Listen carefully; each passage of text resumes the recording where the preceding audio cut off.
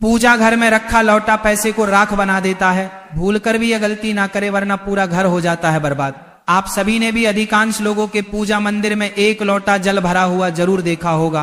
तो आखिर इसका क्या कारण होता है? क्या पूजा घर मंदिर में लोटा जल रखना चाहिए या नहीं? इसी के साथ जो लोग अपने पूजा मंदिर में एक लोटा जल भरकर रखते हैं तो यह लोटा किस धातु का होना चाहिए? पीतल, तांबा या कुछ और? कई लोग इस बारे में अनजाने में गलतियां कर देते हैं और बाद में उन्हें पछताना पड़ता है। तो आज हम आपको बताने वाले हैं कि आपको इन गलतियों से कैसे बचना है, क्योंकि इससे आपको नुकसान भी हो सकता है। तो लौटे को आखिर रखने का सही तरीका क्या होता है? इसी के साथ पूजा घर मंदिर में जो दीपक जलाया जाता है ये किस धातु का होना चाहिए? तांबे का, लोहे का, पीतल का, कांसे का, स्टील का या मिट्टी का? आखिर कौन सा दीपक रखना चाहिए? क्योंकि सही दीपक का चुनाव ना करने पर भी आपके घर में परेशानियां आ सकती हैं। इसी के साथ दीपक में कौन सी बाती का प्रयोग करना चाहिए? क्या कच्चा कलावा ठीक है या फिर रुई या सूती धागा सही रहेगा? अब कई लोग इन बातों को छोटी समझकर नजरअंदाज कर देते हैं, जिससे कि उन्हें पितृदोष, शनि दोष, काल सर्प दोष या गरीबी जैसी समस्याओं का सामना करना पड़ता है। इसी के साथ कई लोग प्रश्न पूछते हैं कि गुरुजी, मुख्य द्वार पर जल छिड़कने का सही समय और तरीका क्या है? क्या इसे स्नान के बाद छिड़कना चाहिए या बिना स्नान के भी किया जा सकता है? और क्या झाड़ू लगाने से पहले जल छिड़कना चाहिए या बाद में?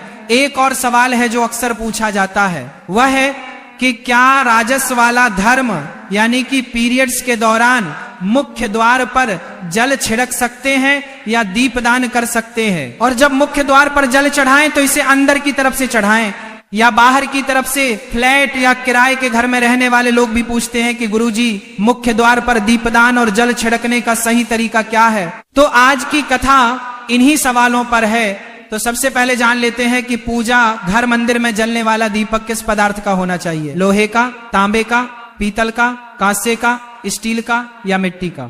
आखिर घर में कौन सा दीपक रखना शुभ माना जाता है? अगर गलती से भी घर में गलत धातु का दीपक रखा जाता है तो पूरा घर अस्त व्यस्त हो जाएगा, कंगाल हो जाएगा और बर्बाद हो जाएगा। देखिए, स्टील के दीपक में पूजा करने से घर में शनि को नाराज किया जाता है और लोहे के दीपक से भी पूजा नहीं करनी चाहिए, क्योंकि इससे घर में गरीबी आ जाती है। बाजार में लुभाने के लिए कांच के दीपक भी आ गए हैं, लेकिन बिल्कुल भी गलती से भी घर में कांच का दीपक ना लाएं, नहीं तो राहु केतु आपके घर में आ सकते हैं और घर बर्बाद हो सकता है। कांच का दीपक शनि और राहु को नाराज करता है और तांबे का, पीतल का और मिट्टी का दीपक धन की देवी लक्ष्मी को आकर्षित करता है। इसीलिए घर में कोई भी अन्य प्रकार का दीपक लाना सही नहीं माना जाता। पीतल और मिट्टी के दीपक को शुभ और मंगलकारी माना जाता है, क्योंकि यह शनि और राहु केतु को प्रसन्न रखता है, साथ ही मंगल ग्रह का भी असर कम करता है। इसी के साथ कच्चा कलावा और रुई से जलने वाला दीपक सर्वोत्तम होता है। जो लोग सूती धागे से दीपक की बाती तैयार करते हैं उनके घर में समस्याएं और गरीबी आ सकती है। रुई और कच्चा कलावा का दीपक ही शुभ माना जाता है। अब जानते हैं कि पूजा घर मंदिर में घंटी क्यों बजाई जाती है? भगवान शंकर के मंदिर में घंटी बजाने का उद्देश्य क्या है? ताली क्यों बजाई जाती है?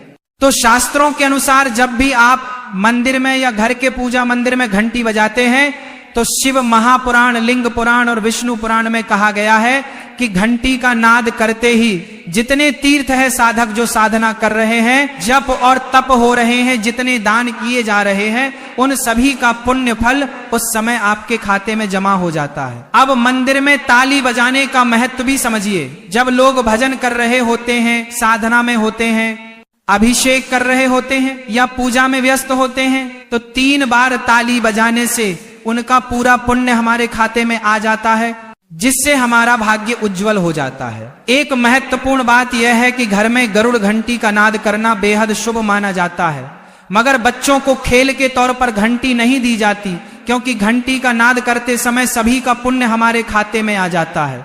इसीलिए घंटी का नाद केवल पूजा और भजन के समय ही करना चाहिए।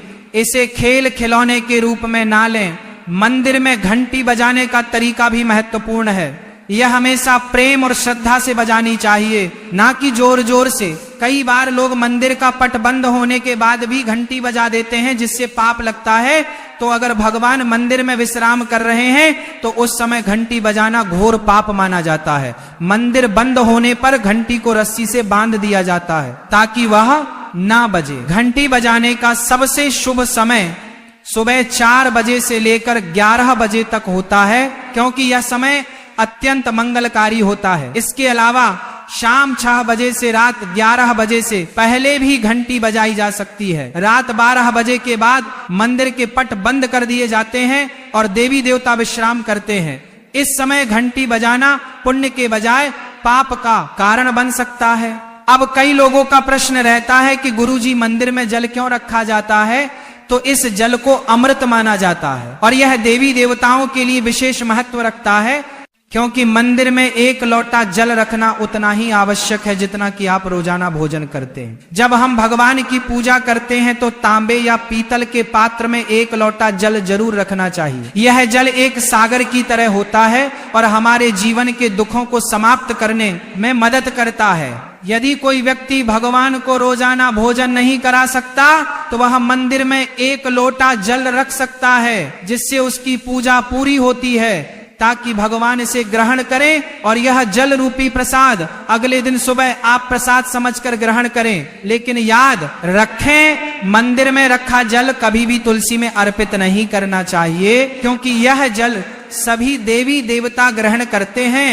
अगर आपके घर में लड्डू गोपाल या राधा कृष्ण है और आप 1 लोटा जल उनके लिए अर्पित करते हैं तो आप अगले दिन यानी सुबह के समय वह जल तुलसी में चढ़ा सकते हैं। मंदिर में रखा जल अगले दिन यानी सुबह अपनी आंखों को धोने के लिए प्रयोग करें। इससे आंखों की रोशनी बढ़ती है और आंखों की बीमारियां दूर होती हैं। इसी के साथ जो लोग मंदिर में 1 लोटा जल भरकर नहीं रखते, उनके घर में अकाल पड़ जाता है, घर की स्थिति खराब हो जाती है, परिवार में मुसीबतें आ जाती हैं और गरीबी का सामना करना पड़ता है। आप चाहे तो 1 लोटा जल में फूल आदि डालकर रख सकते हैं, जो बहुत शुभ माना जाता है। मंदिर में रखा जल का एक और उपयोग यह है कि इसे घर की रसोई में खाना बनाने में या पीने में भी प्रयोग कर सकते हैं। लेकिन यह जल तभी इस्तेमाल करें जब आपके घर में सात्विक भोजन बनता हो। अगर लहसुन या प्याज का इस्तेमाल होता है तो इस जल का प्रयोग खाना बनाने में ना करें। इस जल को परिवार के सभी सदस्य थोड़ी थोड़ी मात्रा में पी सकते हैं और बचा हुआ जल आप घर के पौधों में डाल सकते हैं। यह जल व्यर्थ नहीं होता, इसके बहुत सारे उपयोग होते हैं। अगर हम सही तरीके से इसका प्रयोग करें तो यह हमारे जीवन की परेशानियों को सुलझा सकता है। मंत्रों से अभिमंत्रित जल बहुत शक्तिशाली होता है और हमारे घर के मंदिर में रखा जल देवताओं का आशीर्वाद होता है, क्योंकि वह हमेशा देवता के पास होता है। इस जल में सभी सकारात्मक शक्तियां समाहित होती हैं और अगर हम इसका सही प्रयोग करें तो ये हमारे जीवन में सकारात्मक परिवर्तन ला सकता है। यानी कि आप जल को पीने में, खाना बनाने में, घर में छिड़काव करने में इस्तेमाल करते हैं तो इससे हमारी समस्याओं का समाधान होता है। और अगर कोई भी कार्य नियमित तौर पर किया जाता है तो हमें उसका लाभ जरूर मिलता है। कभी कभी करेंगे तो उतना लाभ दिखाई नहीं देगा, लेकिन अगर आप नियम बना ले कि हर रोज उसी जल से घर में छिड़काव करना है, घर के हर व्यक्ति को थोड़ा थोड़ा पीने के लिए देना है, बचा हुआ जल पौधों में डालना है, दुकान पर छिड़कना है, व्यापारिक स्थल पर छिड़काव करना है, बच्चों की किताब और तिजोरी में छिड़काव करना है, तो आपको निश्चित ही चमत्कार देखने को मिलेगा। इसी तरह से जो रसोई में रखा हुआ जल होता है उसका छिड़काव आप अपने घर के मुख्य द्वार पर करें तो इसका लाभ बहुत जल्दी दिखाई देगा। लेकिन इसे अपने रूटीन में शामिल करना होगा और प्रतिदिन नियम से यह कार्य करना होगा, तभी आपको लाभ मिलेगा। कई लोगों के सवाल होते हैं कि गुरुजी, मंदिर में रखा जल जब हम अगले दिन उठाते हैं तो उसमें कभी कभी कीड़े मकोड़े पड़ जाते हैं, तो क्या हम से ढक सकते हैं? हाँ, आप उसे पूजा के बाद किसी प्लेट या कटोरी से ढक सकते हैं। जब आप अगले दिन उस जल को उठाएंगे तो वह बिल्कुल शुद्ध और साफ सुथरा होगा। आप इस जल का प्रयोग किसी भी कार्य में कर सकते हैं। जब भी आप घर के मुख्य द्वार पर जल छिड़काव करें तो भगवान गणेश के मंत्र ओम गण गणपतये नमः जरूर बोले। अब इसके अलावा कुछ लोग पूछते हैं कि मंदिर में जल रखना जरूरी है या नहीं, और रखा हुआ जल क्या करना चाहिए। तो शास्त्रों के अनुसार घर के मंदिर में 1 लोटा जल रखना बहुत जरूरी है। जल ऊर्जा को संचित करता है। जब आप पूजा करते हैं, मंत्र जपते हैं या भगवान से प्रार्थना करते हैं, तो इन सभी की ऊर्जा उस जल में समाहित हो जाती है। यही कारण है कि मंदिर में जल रखना आवश्यक है। इसीलिए सुबह की पूजा के दौरान 1 लोटा जल मंदिर में अवश्य रखें और दीपक जलाएं। यह अग्नि और जल के संतुलन का प्रतीक है। पूजा के बाद इस जल का उपयोग शुभ कार्यों में करें, जैसे पौधों में डालना या घर में छिड़काव करना। यह सकारात्मक ऊर्जा को बढ़ाता है। सुबह की पूजा के समय हम मंदिर में जल रखते हैं। अगली सुबह जब आप पूजा करने जाते हैं तो सबसे पहले उस जल का उपयोग करें। आप पूरे घर में उस जल का छिड़काव कर सकते हैं। ये जल आपके घर को शुद्ध करता है, क्योंकि यह सकारात्मक ऊर्जा से भरा होता है। इससे कई बीमारियां भी दूर हो जाती हैं और घर में नकारात्मक ऊर्जा का प्रवेश नहीं होता है। अगर आप नियमित रूप से इस जल का छिड़काव करते हैं तो आपके घर की समस्याएं धीरे धीरे खत्म होने लगती हैं। कभी कभी लोग ये शिकायत करते हैं कि दवाइयां असर नहीं करती। ऐसे में अगर दवाइयां के साथ साथ रोगी को इस जल को पिला दिया जाए तो दवाइयां जल्दी असर करने लगती हैं। इसी तरह अगर परिवार में कलह और झगड़े रहते हैं तो परिवार के सभी सदस्य इस जल को थोड़ा थोड़ा पी सकते हैं। इससे धीरे धीरे सकारात्मक विचारों का प्रवाह थोड़ा शुरू होता है और घर में शांति और समन्वय आता है। अगर आपका कोई व्यापार है या दुकान है तो इस जल का थोड़ा सा छिड़काव वहां भी करें। ये आपके व्यापार को सफल बनाता है और किसी भी तरह की परेशानी से भी बचाता है, क्योंकि यह जल बेहद सकारात्मक ऊर्जा से भरा होता है। अब यह भी जान लेते हैं कि मुख्य द्वार पर जल छिड़कने का सही समय और विधि क्या है। तो अगर आप मुख्य द्वार पर जल चढ़ाते हैं तो आपको यह ध्यान रखना है कि जल को रात में सोने से पहले एक पात्र में भरकर रखना चाहिए। आप कोई भी पात्र ले सकते हैं, जैसे तांबे, पीतल, स्टील या चांदी का। यदि गंगा जल उपलब्ध हो तो उसे थोड़ी मात्रा में डालें और फिर शुद्ध जल से पात्र भर दें। अगर गंगा जल नहीं है तो केवल शुद्ध जल भी पर्याप्त है। अब इस जल से भरे पात्र को आप अपने घर की रसोई में रख दीजिए और सुबह उठकर इस जल का छिड़काव आप अपने घर के मुख्य द्वार पर करें। मुख्य द्वार पर सुबह सबसे पहले छिड़काव किया गया जल घर की सभी समस्याओं को दूर करता है।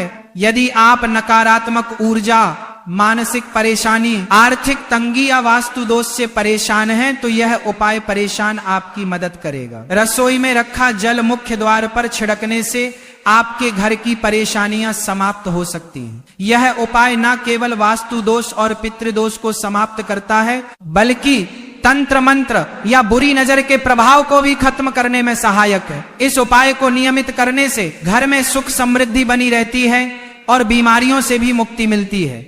आपको यह जल सूर्योदय से पहले मुख्य द्वार पर छिड़कना चाहिए। अगर सूर्योदय के बाद आप मुख्य द्वार को अन्य जल से धोना चाहे तो यह कोई समस्या नहीं है भक्तों, लेकिन यह विशेष जल सूर्योदय से पहले ही छिड़क दिया जाना चाहिए। अब कई लोग पूछते हैं कि क्या यह जल छिड़कने से पहले स्नान करना जरूरी है या बिना स्नान किए भी इसे किया जा सकता है। तो देखिए, जो जल हम सुबह मुख्य द्वार पर छिड़कते हैं वह एक महत्वपूर्ण उपाय है। इसे स्नान करने के बाद करना आवश्यक नहीं है। इसीलिए सुबह जल्दी उठे, सबसे पहले रसोई में जाएं और पहले से रखे जल को लेकर मुख्य द्वार पर जाएं, मुख्य द्वार खोलें और इस जल का छिड़काव करें। जल छिड़कते समय अपने पितरों और माँ लक्ष्मी का ध्यान जरूर करें। ऐसा कहा जाता है कि सुबह सुबह माँ लक्ष्मी हर घर के द्वार पर आती है। जिन घरों के द्वार खुले होते हैं और जहाँ जल का छिड़काव किया गया होता है वहां माँ लक्ष्मी प्रवेश करती है। जल छिड़कते समय अपने मन में माँ लक्ष्मी से प्रार्थना करें, हे माँ लक्ष्मी कि आप मेरे घर में प्रवेश करें, मैं आपका स्वागत करने के लिए तैयार हूँ। उसके बाद पितरों का ध्यान करें, क्योंकि आज घर की दहलीज को पितरों का वास स्थान माना जाता है। जब आप दहलीज पर जल छिड़कते हैं तो पितर भी प्रसन्न होते हैं और उनका आशीर्वाद आपको मिलता है। तो आपको स्नान करने की आवश्यकता नहीं है, आप बिना स्नान किए भी यह कार्य कर सकते हैं। आपके अगले प्रश्न की बात करें कि क्या जल का छिड़काव झाड़ू लगाने के बाद करना चाहिए या पहले। इसका उत्तर यह है कि सुबह उठने के बाद सबसे पहला कार्य जल का छिड़काव करना चाहिए। इसके बाद आप झाड़ू लगा सकते हैं।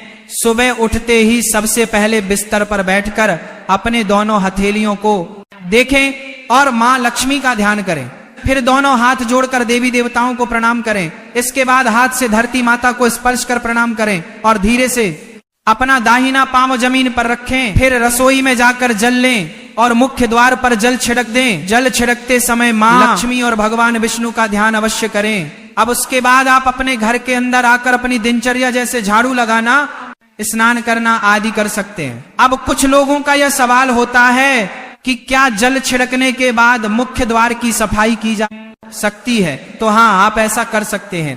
पहले रसोई में रखा जल मुख्य द्वार पर छिड़क दें। इसके बाद अतिरिक्त पानी लेकर मुख्य द्वार की अच्छे से सफाई झाड़ू या पानी से कर सकते हैं। अब महाराज, कुछ लोगों का सवाल रहता है कि अगर वे फ्लैट या किराए के कमरे में रहते हैं तो जल का छिड़काव और दीपदान कहां करें? तो इसका उत्तर यह है कि आप जहां रहते हैं वहां के गेट को ही अपना मुख्य द्वार माने। यानी कि जिस दरवाजे पर आपका नाम लिखा हो या नेम प्लेट लगी हो वहीं पर जल छिड़कना है और दीपदान करें। अगर आपके पास एक ही कमरा है तो कमरे के दरवाजे को मुख्य द्वार माने और वहीं पर यह उपाय करें। अब अगला सवाल यह है कि क्या पीरियड्स के दौरान मुख्य द्वार पर जल छिड़का जा सकता है और दीपदान किया जा सकता है? तो महाराज, जल छिड़कने के लिए पीरियड्स का कोई असर नहीं होता। आप जल छिड़क सकते हैं, लेकिन दीपदान कार्मिक पूजा में आता है जो कि बिना शुद्धता के नहीं किया जा सकता। यानी कि पीरियड समाप्त होने के बाद ही आप नित्य दीपक दान कर सकते हैं। अब हम बात करते हैं कि घर के बाहर और अंदर दीपक जलाने के क्या फायदे हैं। खासकर घर के बाहर दीपक जलाने से जो 5 बड़े फायदे होते हैं वो आपको चौंका सकते हैं। भगवान की पूजा में दीपक जलाने का महत्व तो आप सभी जानते ही हैं, क्योंकि हिंदू धर्म में देसी घी या सरसों के तेल का दीपक जलाना बेहद शुभ माना जाता है तथा तिल के तेल का दीपक भी जलाया जाता है। लेकिन भगवान के सामने दीपक जलाना केवल पूजा का एक तरीका नहीं है, बल्कि घर के अंदर और बाहर दीपक जलाने से कई लाभ मिलते हैं। दीपक जलाने से न केवल सकारात्मक ऊर्जा उत्पन्न होती है बल्कि 5 बड़े फायदे भी मिलते हैं। तो सबसे पहले तो पृथ्वी से अंधकार दूर होता है। घर में दीपक जलाने से न केवल घर का अंधकार दूर होता है बल्कि यह नकारात्मक ऊर्जा को भी घर से बाहर कर देता है। जहां दीपक जलता है वहां सकारात्मक ऊर्जा का वास होता है। स्वाभाविक है कि जहां सकारात्मक ऊर्जा होगी वहां भगवान का भी वास होगा। इसीलिए शाम होने से पहले दीपक जलाना शुभ माना जाता है। तेल से जलने वाले दीपक का असर उसके बूझने के बाद भी आधे घंटे तक बना रहता है, जबकि शुद्ध देसी घी का दीपक वातावरण को करीब 4 घंटे तक सकारात्मक रखता है। इसी के साथ दीपक जलाने का एक अन्य लाभ, जब घर में शुद्ध घी या सरसों के तेल का दीपक जलता है तो उसके धुएं से घर के माहौल में सात्विकता आती है, क्योंकि महाराज ये धुआं हानिकारक कणों को नष्ट करता है और वातावरण को शुद्ध बनाता है। साथ ही जिस घर में भगवान के सामने दीप जलाया जाता है वहां माता लक्ष्मी की कृपा बनी रहती है। ऐसे घर में सुख समृद्धि का वास होता है। दीपक को पूर्व दिशा में रखने से व्यक्ति दीर्घायु होता है और उत्तर